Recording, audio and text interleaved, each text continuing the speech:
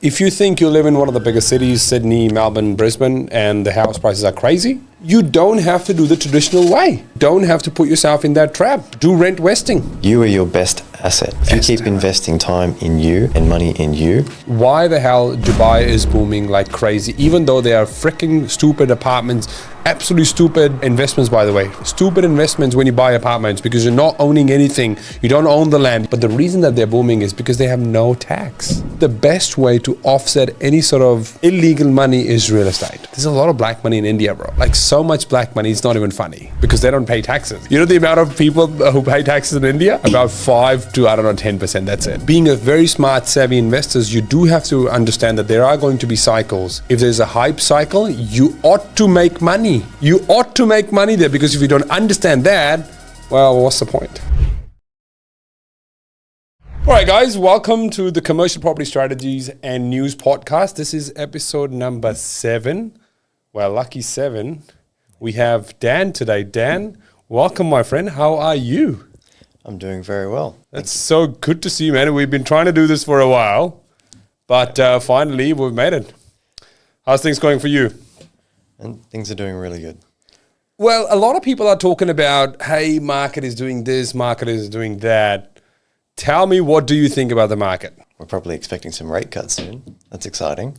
So basically you think the market's going to go up because we are expecting a rate cut very shortly? Yeah, I'd say so. We're probably on the cusp. I try not to get too much into sort of where the market's moving, just with what I do with my line of work.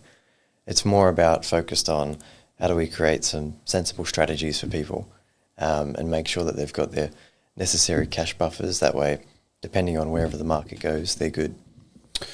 So well, obviously, let's start with, Dan is a mortgage broker who's an exceptional mortgage broker in terms of, especially when it comes to investment savvy mortgage broking. So he particularly focuses on investment. Is that right?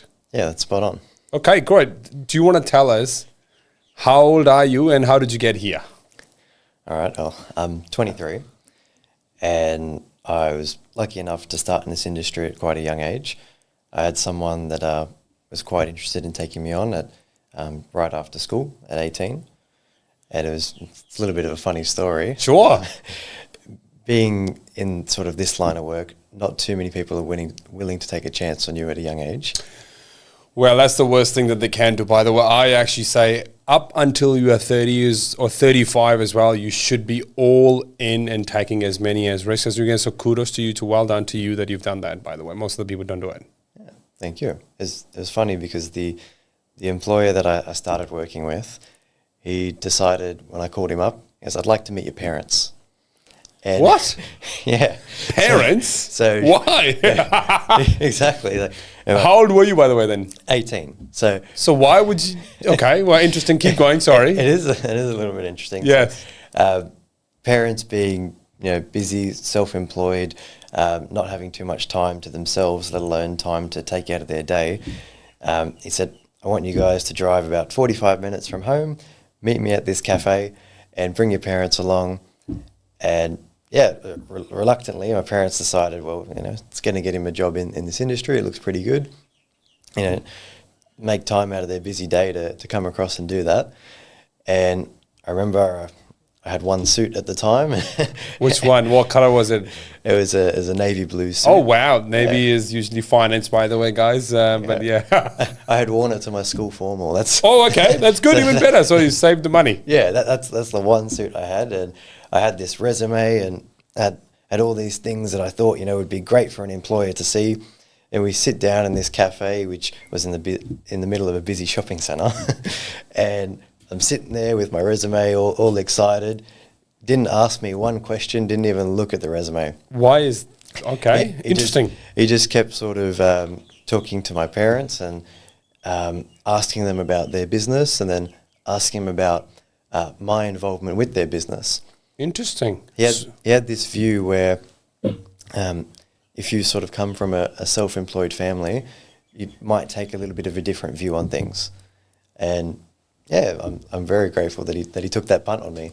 If you remember, I had the very same question for you as well. When we caught up for the first one-on-one that we did, I was, Dan, tell me about you, but tell me about your parents as well. because what environment you grew up in plays a very, very important role.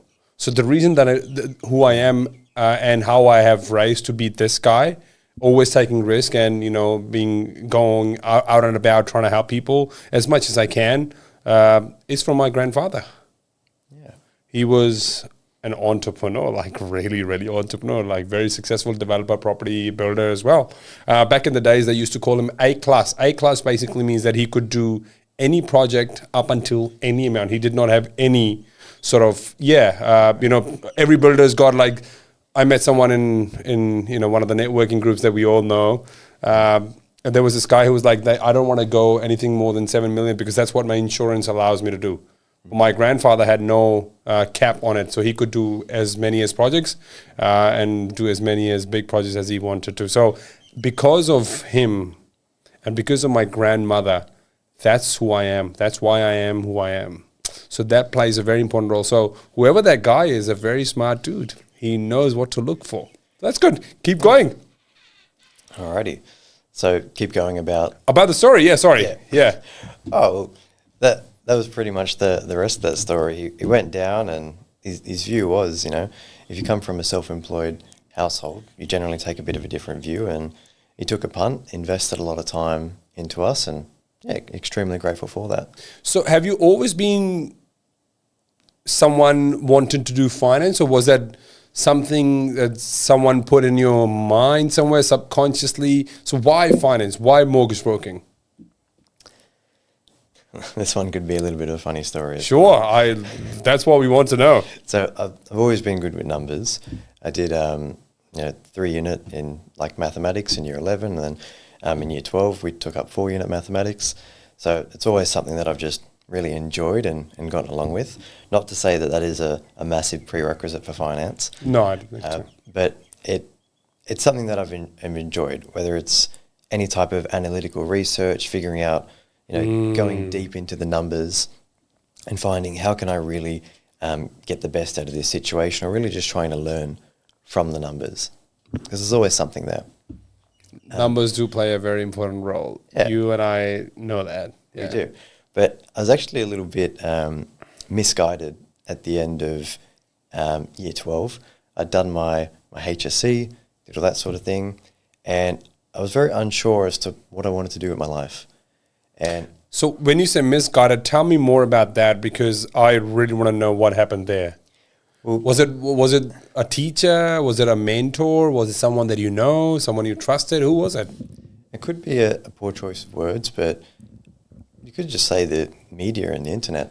I was very fixated on, you know, what can I do that's going to get me the highest return, whether it's, you know, working as a bank executive, or whether it was starting a business, or looking up actuarial studies, for example, because I remember looking up that their salaries got up to 200,000-300,000. I was like really excited about that.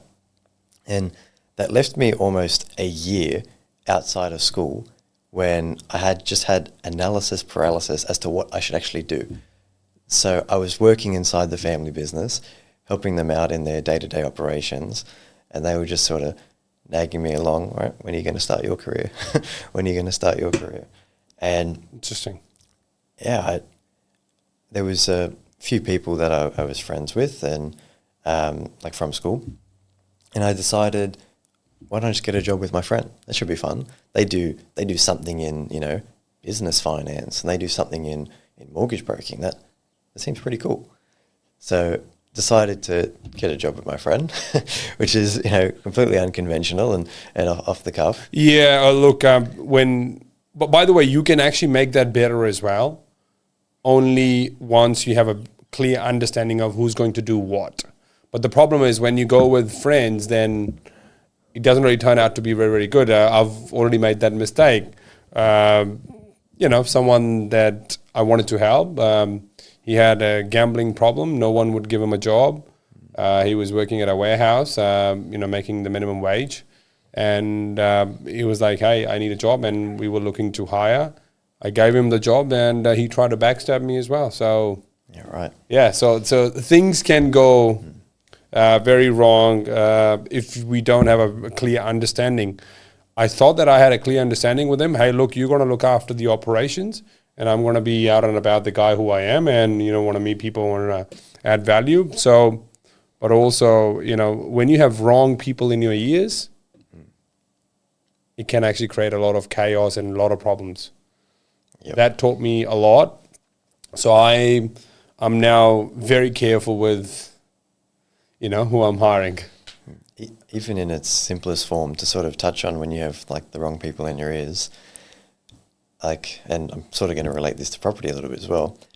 We've all got an Uncle Bob, or correct, who knows everything but has nothing. Yeah, an Uncle Steve who's like, oh yeah, I bought this property in 1980 something or 1990, and this is how you should do your finances. And Uncle Bob, that was 1986. You bought the property for freaking $90,000. Yeah, if you see on your Instagram or Facebook, you get all these, I don't think they're Gen Y or whatever the 90s generation is. And they're all like, can't care. I bought it for half a pack of almonds or something. It's saying, to be laughing about the people that are a couple generations in front of them. And it's not too far off. And that's one, the reason that obviously I knew your story, but I wanted you to tell the story to others as well, whoever we're going to be sharing this podcast with. The reason I wanted you to tell your age as well was very, very strategic in a way that that you understand the challenges people are going to go through while they're your age and a little bit around that age. Uncle Bob has no fucking idea that what is going on in 2025. No idea. He bought the property for $90,000 or maybe cheaper as well. I don't know. Yeah. But he has no idea what's going on. So you, on the other hand, really can connect with them more because you understand the existing challenges that they have right now. And that's why I wanted you to tell your story, but at the same time, the age, because that plays a very, very important role. There are so many things that people still have from Uncle Bob. Absolutely. Like I was having a conversation just yesterday about how having weekly payments on your mortgage saves you 7 years. Yeah. And yes and no.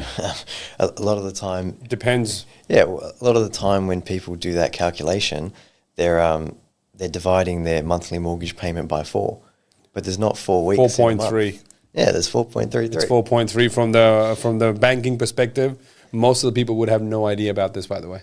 Yeah. So like if a monthly mortgage payment, for argument's sake, is $4,400, they'll say, all right, you just pay $1,100 a week, but it's not the case. When you switch it from weekly, the bank's smart. The bank understands what you're doing, and they'll lower your payment to $1,030, for argument's sake. Because they don't want you to pay the interest. Yeah. They want to get you trapped. They want you to pay that interest exactly to the longest legal term. And that's why there's lenders now doing 40-year terms. Yeah, well, the other bit that they do understand they want to do 40 years is because they get paid way more interest than they get paid in 30 years. Yeah. Right? It's ridiculous. It's ridiculous, but you know what most of the people would care about? Oh, I can afford weekly, I can afford, $1,100 just for the sake of argument, right? All right, let me push the interest to 40 years or the term to 40 years. Mate, you have no idea how much extra interest that you're going to be paying in the next in the extra 10 years that you're going to have. There are obviously smart ways to do it. I'm not saying that we have the ways. We all have all the ways. Well, yeah, we have most of the ways that to help you really how to be strategic about it and think 5 moves ahead of where you are so that you can pay off that mortgage, not just one way, but the other ways as well. I challenge anyone listening to this who has a mortgage to just go onto an online repayment calculator. We've got one on the website. I'll do a bit of a plug here, excellencefinance.com.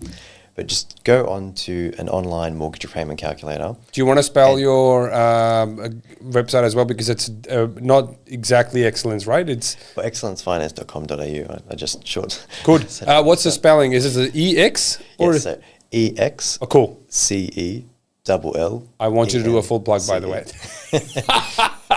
Perfect. But yeah, excellencefinance.com.au, 99% sure. On there's an additional repayment calculator. And you can look at this on any additional repayment calculator. But just put in an extra $50 a week. And That might seem achievable, it might not, but just see how powerful an extra $50 a week in.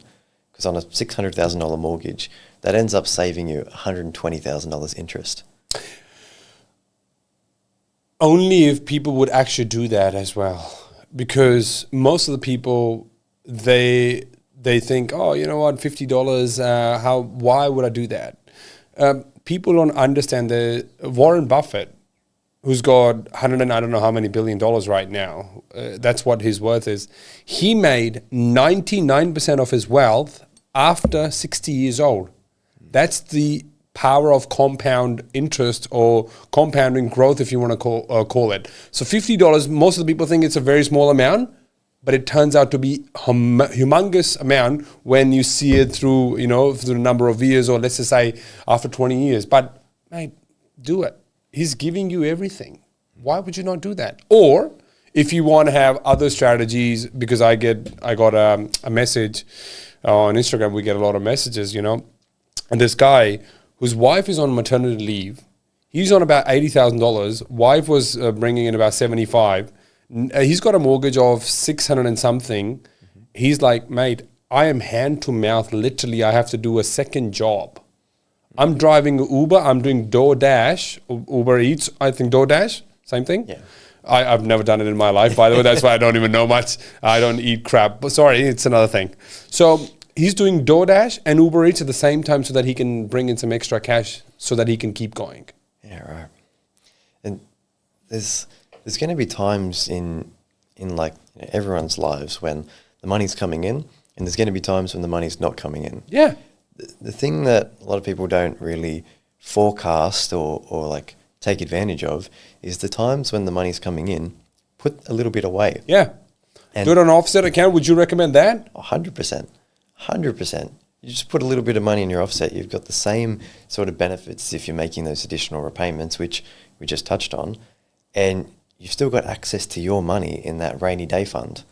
Like if we go back, sort of going back to the family scenario as well, there was times when my grandfather used to drive a water cart.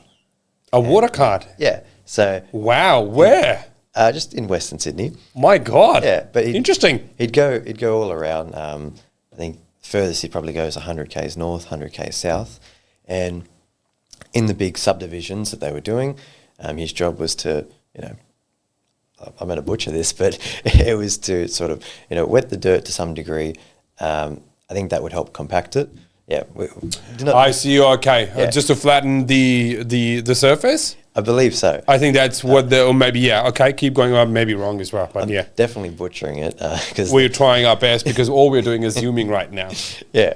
But he worked for this big company. He was a contractor. And funnily enough, if it rained, he didn't have work because the rain did the job. And people wouldn't be at work. So, and sometimes there just wouldn't be work there.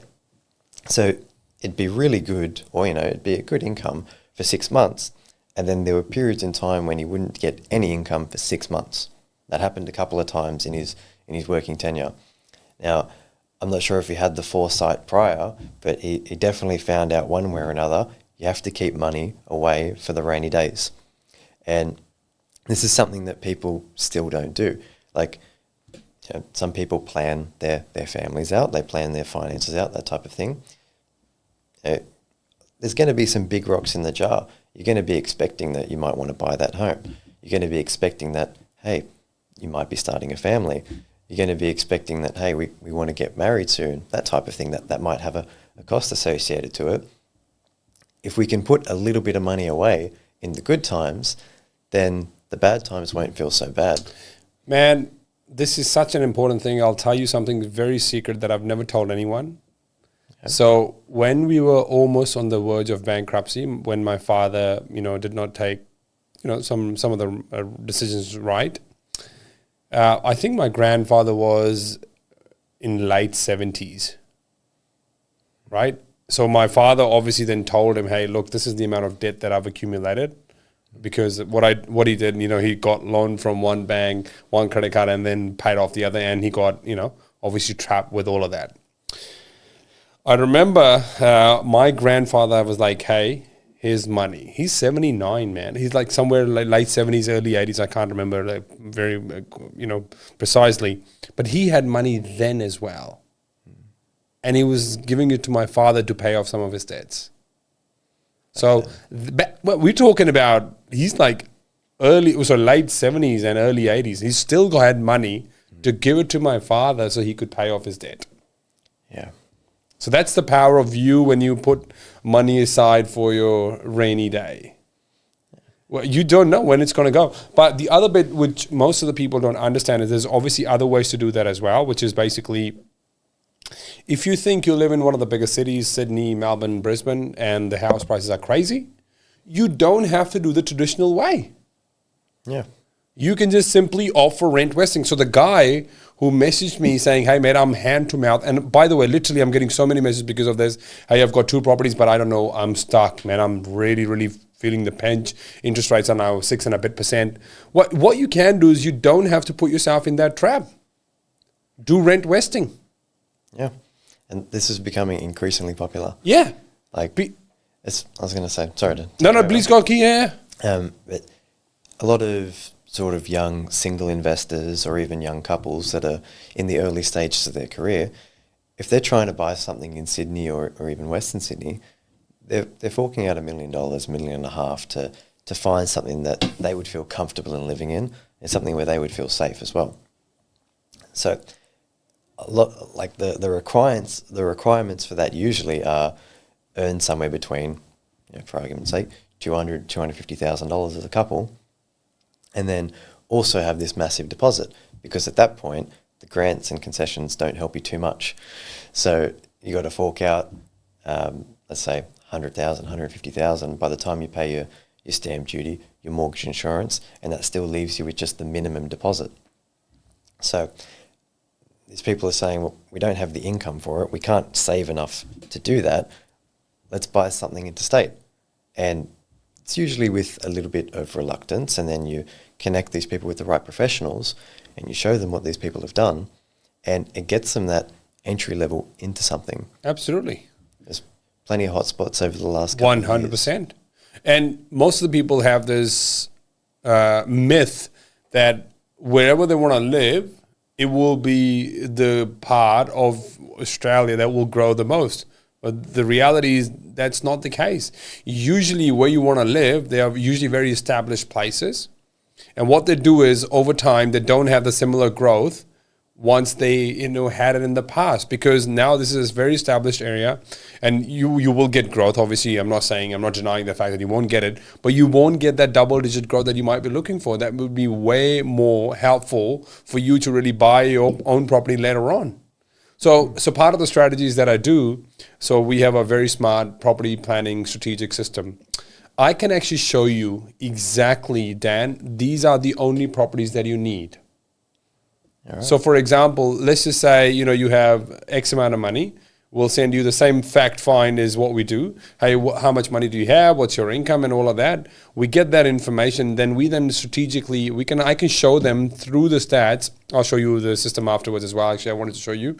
We've invested a lot of money.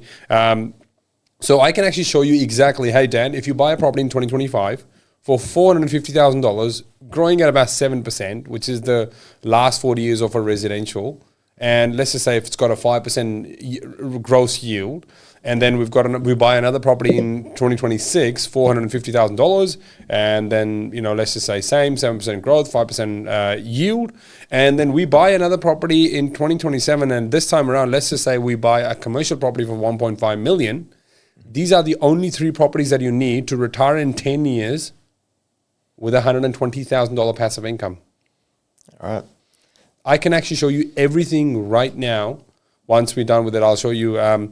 We've got such an amazing strategic system. It will show you what your equity position is going to be, where your portfolio is going to be, what sort of growth are we assuming, and such a great system. And we actually we've given access to all our clients now so they can see their own progress as if to how they're going to be growing. I'm excited to see it. Yeah, I'll absolutely. So you actually don't need to buy your own house. You can obviously been a bit, I wouldn't even call it unconventional. I would call it practical, because you can't buy a house But if you do buy a house, then you're in trouble. You hand to mouth, you're driving Uber, Eats or DoorDash, which I'm not saying is a bad thing. But why would you not be strategic about it and have fun and enjoy the life that you can? It would provide you with such great certainty as well to be able to see how you're tracking and where you're going. But again, you know what? We all are emotional beings. I understand that. And that's why 90% of the people are never going to make a decision irrespective of whatever we can talk. We can talk for like 100 years. Yeah. And this is going to be the case after 100 years as well. Then 90% of the people will still make those stupid mistakes and they would still buy an owner-occupied house even though they don't have to. They will put themselves in a position. I have gotten to know a very good friend of mine. He was in the city, I think, last week. And he said one of the top four, a CIO of one of the top four major banks was driving Uber. The CIO of one of the top four major banks was driving an Uber. There you go. And you know why? Because he must have had a house in somewhere in the North Shore, very expensive house, maybe $3-4 million house. And now, well, he's feeling the pinch because the interest rate was like almost 1%, like nothing. And now it's 6.5%. Yeah, and I'm sure being a CIO at the bank, he probably would have had some very good rates. Well, I do want to mention that because he was a very smart CIO, my friend said that he is using an AI app when he knows that if he drives Uber in certain times, he'll actually make the most money. Yeah, right. So he's making about 4 to 5K driving at a very certain time. A CIO of one of the top four major banks. Shows you times are tough, I guess. So don't be that stupid guy. He's a CIO, but he's still making a super mistakes in a way that, why would you do that? Like, why? People just, and we see this again and again and again. If you tell someone, they can purchase a house at 700,000, they want to buy one at 750. Well, I've seen that, mate, so many times. It's not even funny because obviously, as you know, my background was finance and I had up until 2021 had a mortgage broking company. Mate, I would always tell them, if your loan has been approved for 700K, set up your budget for 650. But people, no. They'll go 750. Hey, can you push the loan? Can you get me 750? I'm pretty sure you get these as well. Yep. Can you get me 800? Look, hey, your home, that home is not going to be your dream home. Yeah, I'm absolutely stressing this all the time. And I literally say it in these words. You cannot go a single dollar over X. And then they come back to me a week later. Cool, we've put a deposit on this property. And, if it was 800,000, we got it for 804. It's so good. I said, all right, have you got an extra $4,000 to be able to contribute to that? Because the bank's not going to lend you that extra 4,000. We were right at that end. And then that sort of led me to, when I give these numbers to the clients, we've got to pull it back a little bit. It's just human nature. You tell someone $100 and they want 110. I think to be able to finish that kind of thinking, we really have to go back to our subconscious mind because honestly, Dan, I was talking to a guy this morning who's in the AI space.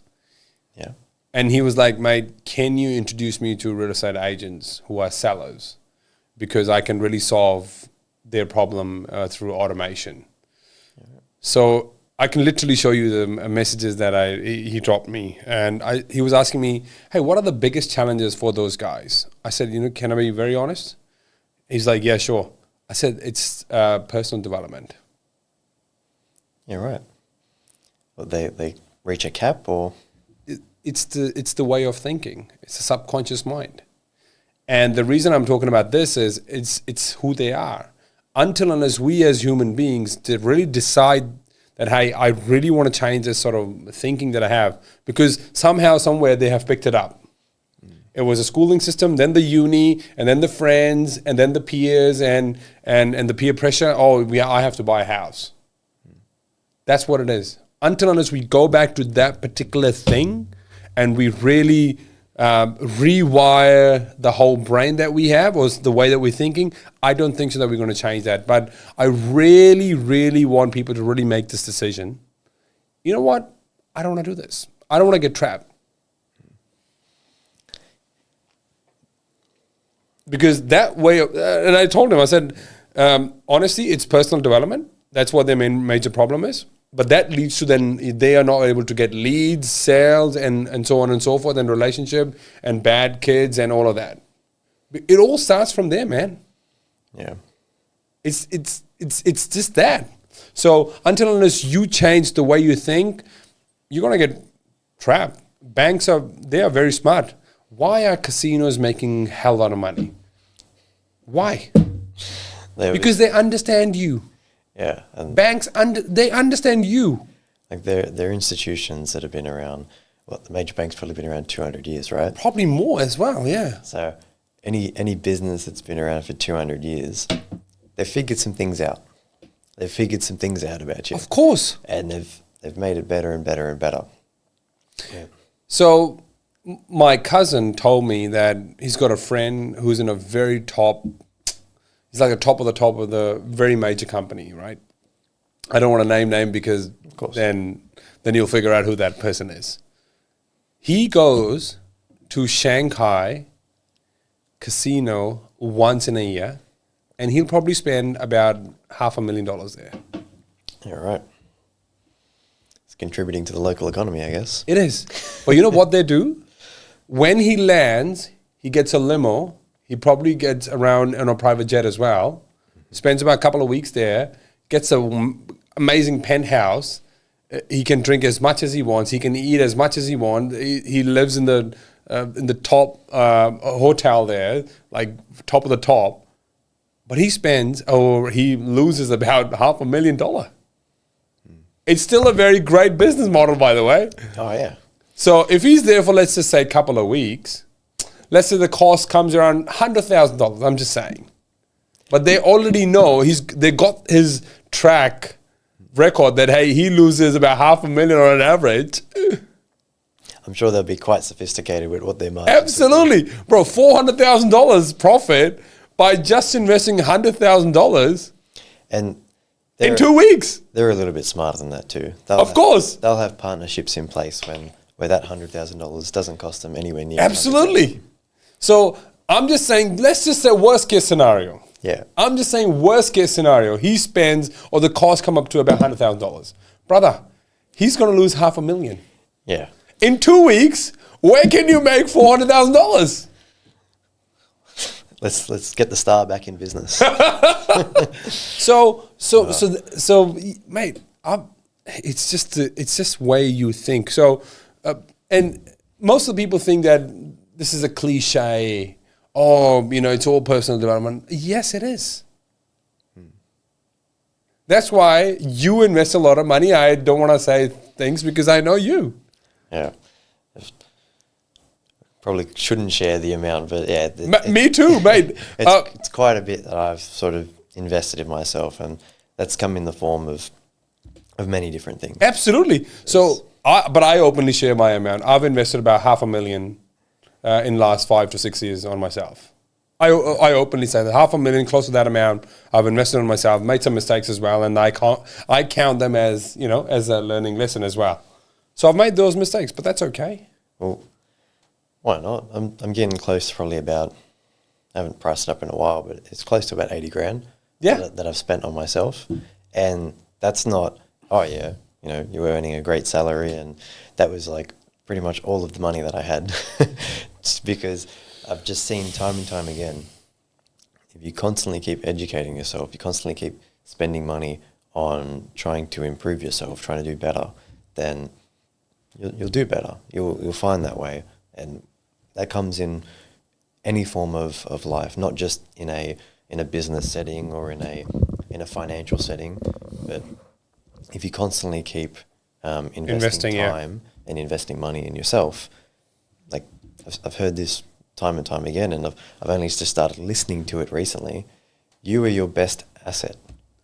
If you keep investing time in you and money in you, and that could come in any form. In its simplest form, it could be just, you know, Just reading books. yeah, go down to QBD or Dimmicks and spend $20 on a book, or you don't even have to. A lot of these books you can get for free online, or you have them in your Spotify subscription that most people are already paying for. So Yeah. like these things are available to you. I think I'd listened to a few hundred episodes of various property podcasts before I decided I wanted to buy property myself, and that was a bit overkill. Well done, man. Yeah, thank you. That was probably a little bit overkill, but hey, it worked out. Most of the people won't even listen to 50, man. I've 50s. tried. I know. I've even like there's some great podcasts that I've listened to. Like the guys over, not to take over, but the guys over at Empower Wealth, they've got a really good podcast. And listening to their like first episodes, only like 5 minutes, and I've given these before in the early days to so many of my clients and so many of sort of the friends and family that I was around, and if I would have given it to 20 or 30 people, I think I've maybe had 2 that have told me they've listened to the first like 10 episodes. Most people have a 20, 30, 40-minute commute. You put it on in the car. You're listening to music in your AirPods anyway, right? Or something. So, Well, I know what they're listening to, some of them. Oh, you know that. Right, come on. So yesterday, I was at Darling Harbour. There was this guy who came to meet me from Tasmania. So we were talking about, a particular deal. And so he knows that I've moved from Melbourne to Sydney. And he was like, brother, everything is going good for you. So why did you move?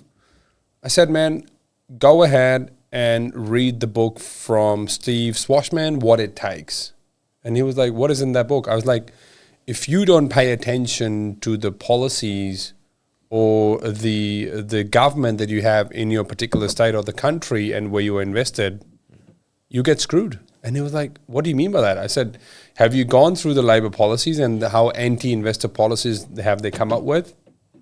I said, if you don't pay attention to what's going around or whatever is happening in your particular state or country and the policies they're coming up with, why the hell Dubai is booming like crazy, even though they are freaking stupid apartments, absolutely stupid investments, by the way. Let me be very, very straight. Stupid investments when you buy apartments because you're not owning anything. You don't own the land. You only, own the, just the walls and floors and doors.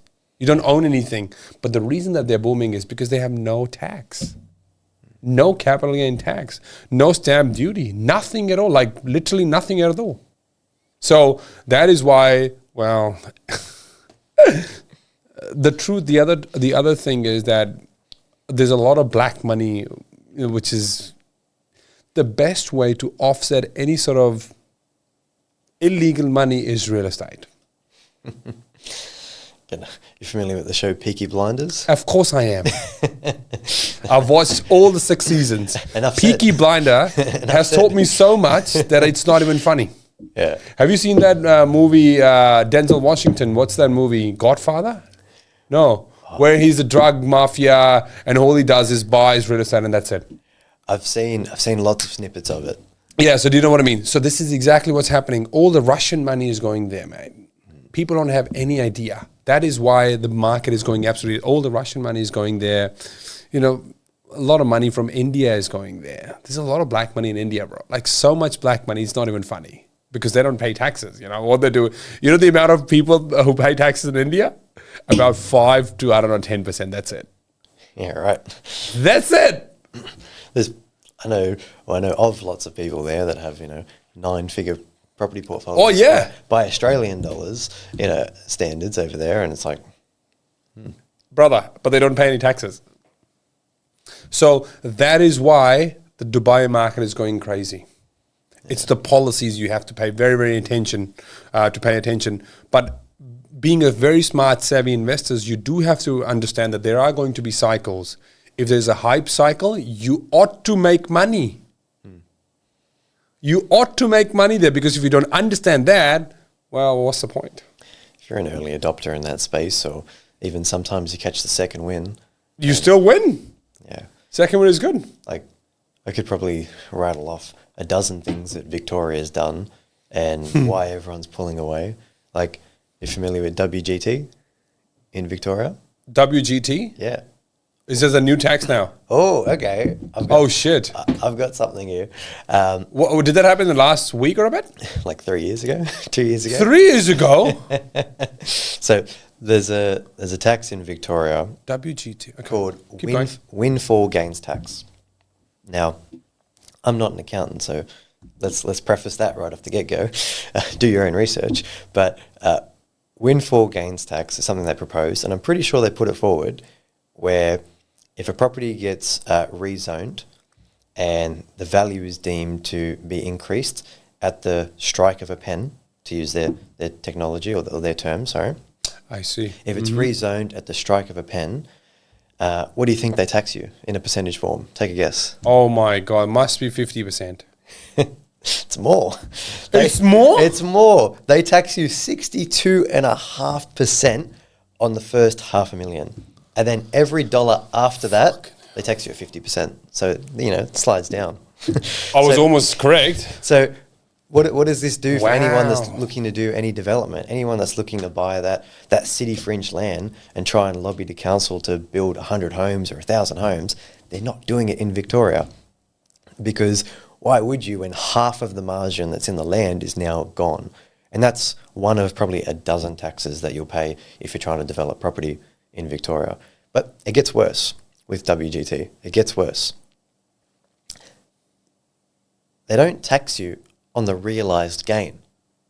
Unrealized gain. It's unrealised. Well, they are coming up with this phenomenon again, by the way, if you don't know. Yeah. In the last sort of few days, they have started to come up with all these news that, hey, they're going to start taxing you on unrealized gain. Bro, if that happens, it's going to be a revolt in Australia for sure. So an exciting thing. And I really hope that it is, because Labor has absolutely lost their freaking mind. And I'm serious. we are filming this on election day. Well, yeah, that's true. We might have mentioned that at the start. We are filming this on election day. 2nd of May. Yeah. We got no idea which way we're going to go. We're pretty confident which way we're going to go. I'm very confident, yeah. But whether these policies will actually hold through, that's another thing. So Actually, it was one of my predictions, by the way, this year that Dutton will win. Albo is going to lose. you think? Yeah, just wait and watch. Wow, I was thinking the opposite. Yeah, really? Wow. I was thinking, It was one of my predictions, by the way. yeah, right. Yeah, wait.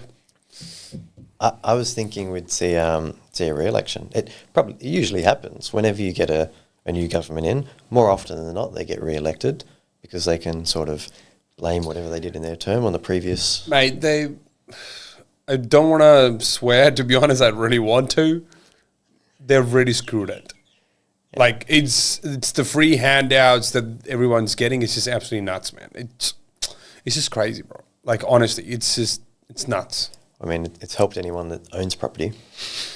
Yeah, yeah. Anyone on the younger end that's looking to get into the market, well, yeah. but anyone that's owned property, then yeah, they're liking it. Yeah, well, look, this has been the history of Labor. Some of the property investors, by the way, they usually vote for Labor even though they don't want to, because they do understand whenever Labor comes in, they put in all their restrictions and the existing properties then get, up. And that's the reason that they like to vote for Labor. They're not doing it because of their policies. Let me give it to you. I do know someone who's 60 years old, who's got a passive income of maybe close to $1.5 million, just a passive income. Yeah, right. Owns a lot of commercial property. My mentor used to be my mentor. He's a friend now.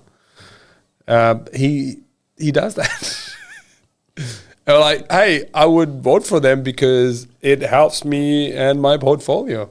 But they don't want to do it, but they do it, just to take advantage of the system, because the reality is system is screwing you up as well.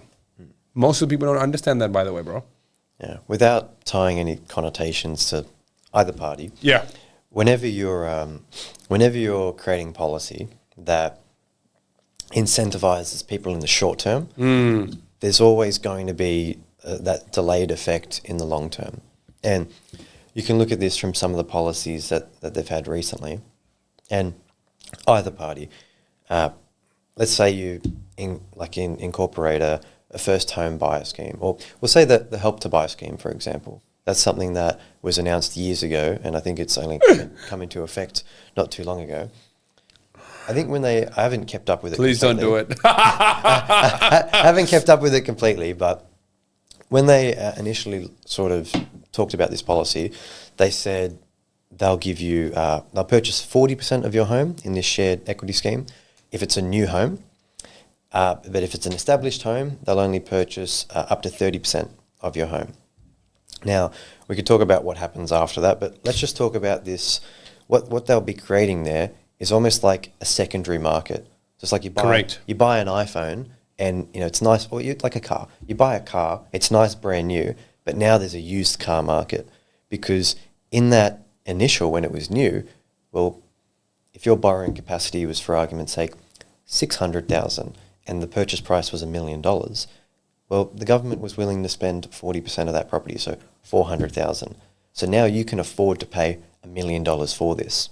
But if you're comparable sort of peers or the people... So correct. Yeah, if the people like you... It's a very, very valid point. In a similar stage, if you go and then sell that property, well, now the government's not going to spend 40% on that property. They're only going to spend 30%. So people have to either increase their borrowing capacity to $700,000, which might happen, might not with inflation, but you create this secondary market where they can only spend $600,000 on it. Well, now the purchase price is reduced by $100,000. The people that bought that property initially, they took on a little bit of debt, and then things happened. Someone got sick, and rates went up. Who knows? Things happen. They've taken a punt to purchase that property, but now they can't sell it for $100,000 less than what they actually bought it for. So any little bit of savings that they had, and it's the hardest to save the first deposit. It is very hard. Is now eroded in this scheme. Yeah. If it goes bad, it might go great, but if it goes bad, you've created this. Yeah. But the reality is, which is, I do want to mention this. And first of all, let me agree to the fact that yes, my first $70,000, who I was able to convert it to multi-million through property, bought 4 properties in about 18 months. It was the hardest to save those first $70,000. After that, I understood the game and I knew how to create equity, and 70,000 I was able to create very quickly. But going back to the one more point that I want to add to your bit is most of the first home buyers, again, we were talking about this just a few minutes ago, they are very, very emotional buyers. Yeah. What they do is they overpay for the properties who are actually not worth it. Yep. And that is exactly, they would not be able to get their money back. Mm-hmm. Because what they've done is they've paid, and real estate agents, there are some very smart ones, and I think they are doing the best job that they can because they're working for their vendors, and I understand that. They're going to do the job what they're going to do, right? They're not correct. They're not wrong by doing what they're doing. But what they do is they're very, very smart. Mm-hmm. And they are then able to easily sell to the first home buyers because they understand they all are very emotional people. It shocks me incredibly how people can trust the agents who they're not paying. The agent is working for the seller. So why would you have immense trust in purchasing a property that sales agent is going to be acting in your best interest? At the end of the day, they have to put food on their table at home. Yeah. And they have to do the best by their client, who is the seller.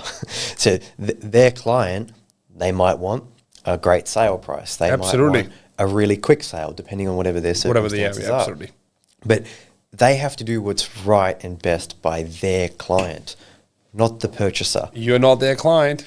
You're not their client. So, I had this one recently where I was stressing to this guy. He's a young guy, self-employed, doing really well for himself. But I was stressing to him, based on your circumstances, we haven't even got your financials yet from the accountant. Things are going to take time. You need, at minimum, a 3-week finance clause. That's 3 weeks where we can... 21 days? Yeah, where we can assess your finances, submit it to the lender, and then if the lender came back and said, hey, no good on this one, you could pull out of this property and not be risking your 10% deposit. Yeah. And then any other damages, that type of stuff. And I stress this to him at least half a dozen times over the phone, put it in writing, and then he comes back to me and goes, sales agent said we can do a 7-day cooling off period, but then we can just extend it because that's what the guy wanted. And what happened? Oh, God. What happened? The next 3 weeks, I'm getting calls at 8 p.m., 9 p.m. Where's my finance approval? What's going on? Mate, he told you. I told him. He told you to wait for 3 freaking weeks because your financials are not even there. So how the hell can he get you the finance? Yeah. And my God. This particular property as well, it was in a mining town. And oh God, okay. There's another layer to that because most of the people won't understand what do I mean by that. You and I just had a moment there so from the finance perspective. Yeah, it was in a mining town, and the client had less than a 20% deposit.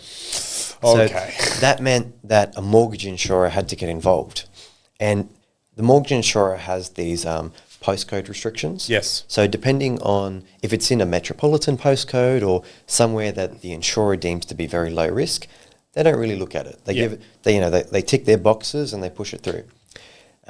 Because of the locality of this particular property, they looked at it a little bit closer.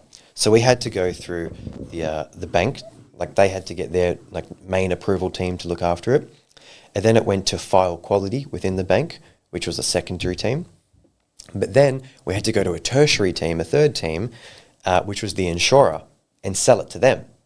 So we predicted that a lot of this stuff would come up, but then there's still things that could come up. Like, even if you're doing this day in, day out, you can predict as much as possible as what's going to happen with a particular client, but things are still going to come up. Like, there are banks out there that have rules where they won't accept rent on an unencumbered property.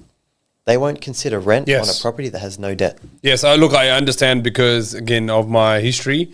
At the same time, guys, and obviously Dan would agree to that, banks' appetite, it changes every day. Mm-hmm. They've got a book to maintain, and they have been told, hey, today we are only doing this. Today, this is what our appetite is. Tomorrow, this is what our appetite is. So it changes pretty much every day. So don't assume that if a mortgage broker, obviously he has predicted a lot of things, he can predict a lot of things, but that doesn't mean that's a final answer. We still have to wait for the banks or the lenders to come back, hey, whether they will do that deal on that particular day or not.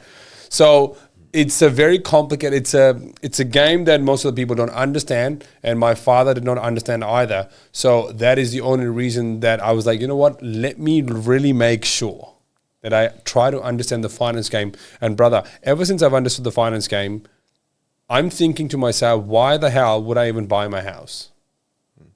Like, why would I do that? I mean, a lot of wealthy people don't. They don't. A lot of wealthy people don't. Mate, I know some people. I know a guy, bro, who's worth $100 million. You know what he drives? Toyota Corolla? Bro, he drives a RAV4. Yeah, right. He said, I've had all the cars in the past, the Lambos and the Bugattis and pretty much he's driven everything pretty much. Bro, he's worth $100 million. He drives a RAV4. I know a similar guy who's a father-in-law of a very good friend from Melbourne. He's probably worth $100 million as well, probably more now. Bro, he drives a Kluger.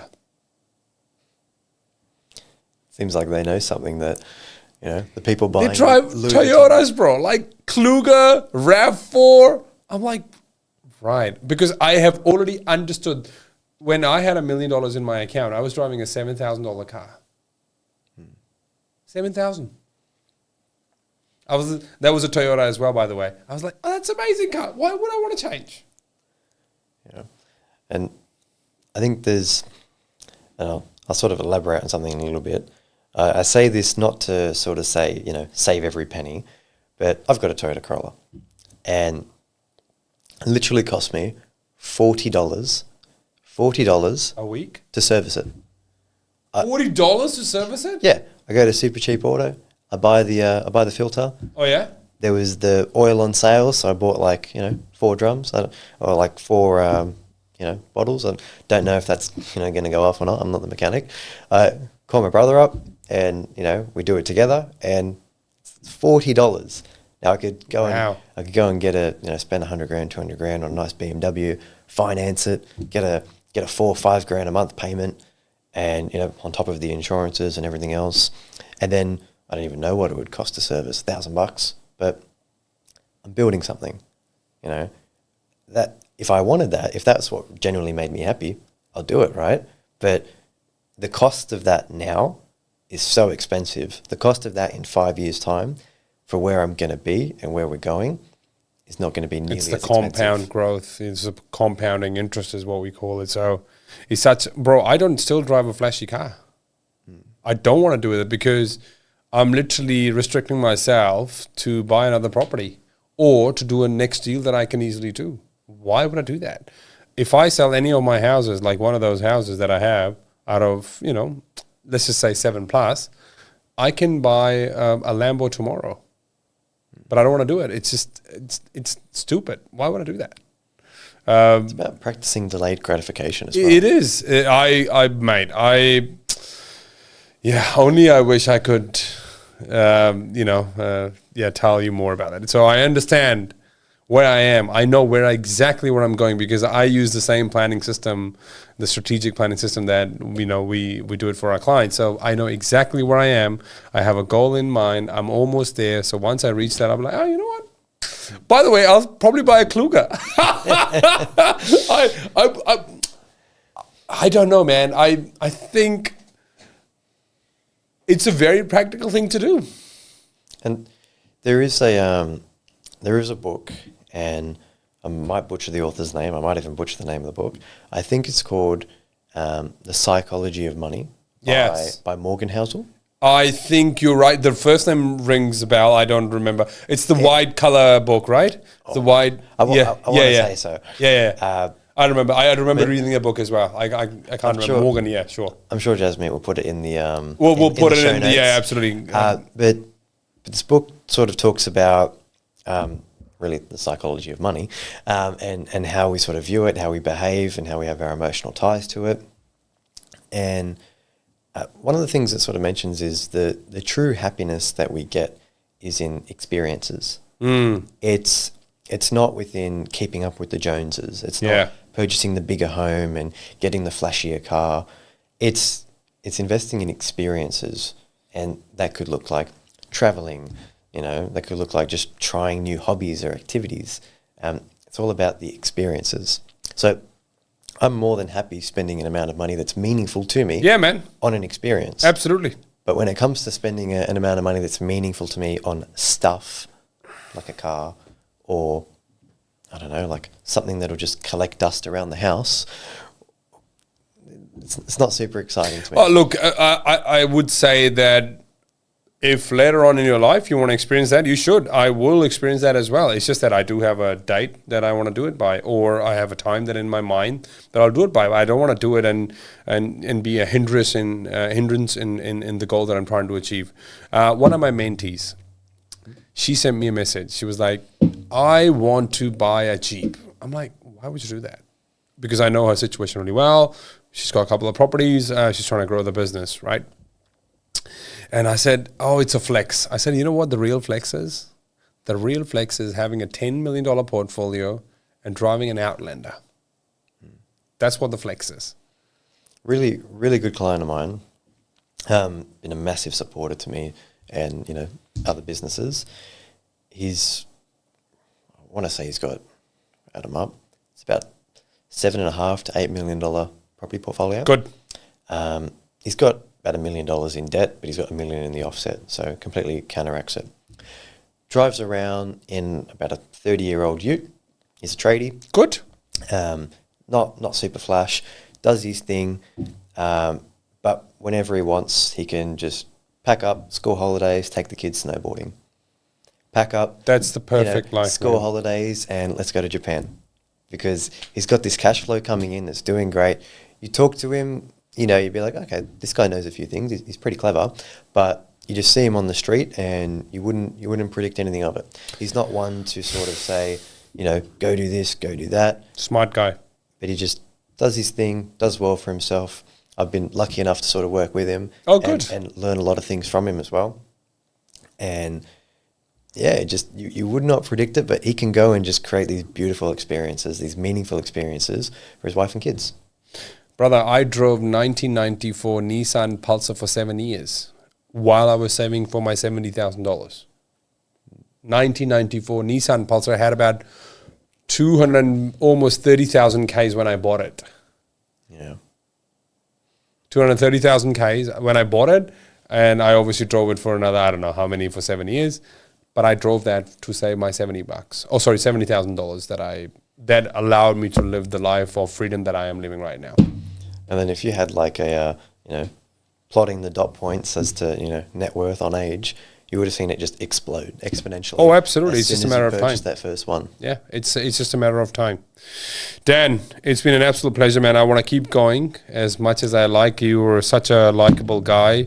Do you want to tell us where can people reach out to you if they want to, getting your strategies and, you obviously help them the way that we do, think 5 moves ahead of where they're trying to do. So what is the best way to reach out to you?